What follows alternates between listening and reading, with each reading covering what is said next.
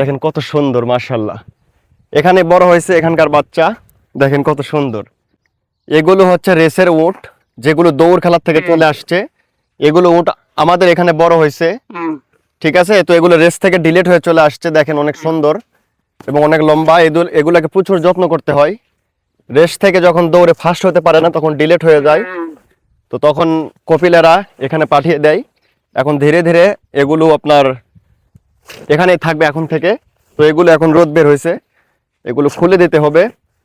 খুলে দেওয়ার পর এগুলো এখন অসুস্থ, বেশ কিছুদিন থাকবে। থাকার পর আবার আমাদের উটের সাথে যোগ দেওয়া হবে, কারণ এগুলো এখন ভালো মতো ওগুলো উটের সাথে মিলে হতে পারবে না। যার কারণে এখানে 10-15 দিন বা 1 মাস থাকবে। এখানে থাকার পর দেখেন কত সুন্দর, মাশাআল্লাহ।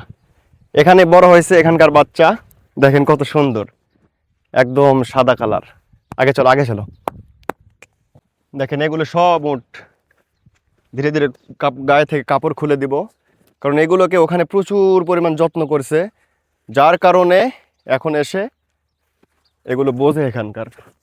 2-3 দিন থাকলে আমাকে চিনতে পারবে, এখন তো চিনতে পারতেছে না।